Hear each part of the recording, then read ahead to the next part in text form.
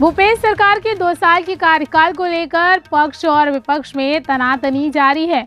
एक ओर भाजपा 2 साल छत्तीसगढ़ बेहाल कह रहे हैं, तो दूसरी ओर सरकार के मंत्री 2 साल बेमिसाल का नारा लगाते हुए नजर आ रहे हैं। देखिए, भारतीय जनता पार्टी के पास कहने के लिए अभी कुछ नहीं है। हमने जो वायदे किए थे वो हमने 5 साल के वायदों को 2 साल में पूरा किया है। दुर्भाग्य है जो लोग ये कह रहे हैं उनसे कभी आप पूछिएगा उन्होंने 15 साल में किसानों को वायदा पूरा नहीं किया और धोखा क्यों दिया था। विकास के जो कार्य हैं छत्तीसगढ़ में वो सामने दिखाई दे रहा है। अधोसंरचनाओं में जो विकास के कार्य हो रहे हैं वो छत्तीसगढ़ में सामने दिखाई दे रहा है।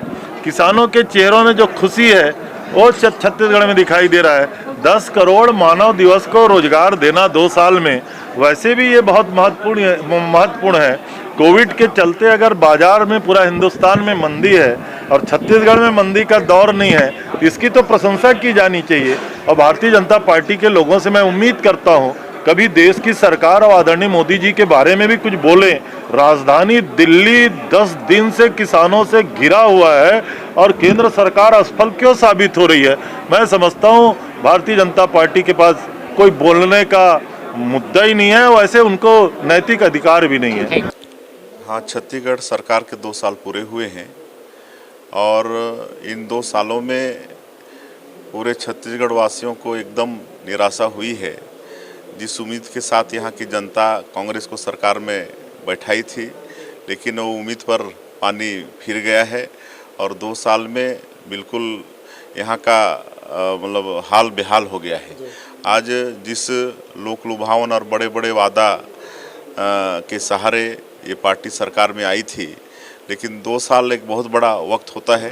2 साल में एक भी वादा ये लोग निभाने में सफल नहीं हुए हैं।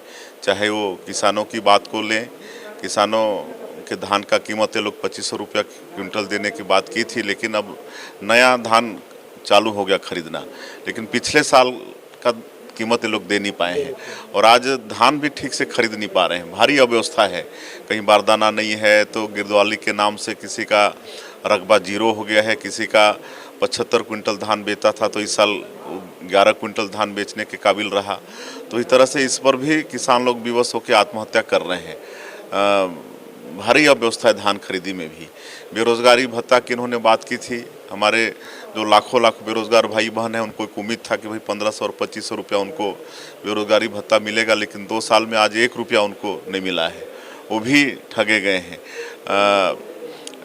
इस तरह से सारे मुद्दों पर शराबबंदी के लिए तो ये लोग हाथ में गंगा जल का कसम खाए थे कि हमारी सरकार आने के बाद हम लोग शराबबंदी करेंगे, लेकिन कोरोना महामारी जैसे समय में भी इन्होंने बिक्री बढ़ा दिए और घर पहुंच सेवा ये लोग शुरू कर दिए। और मुख्यमंत्री कहते हैं कि कहीं ना कहीं शराबबंदी करने से ड्रग्स सेवन बढ़ जाएगा। तो अब हमको लगता है कि मुख्यमंत्री शराबबंदी करने के मूड में नहीं है, इनका नियत में खोट है।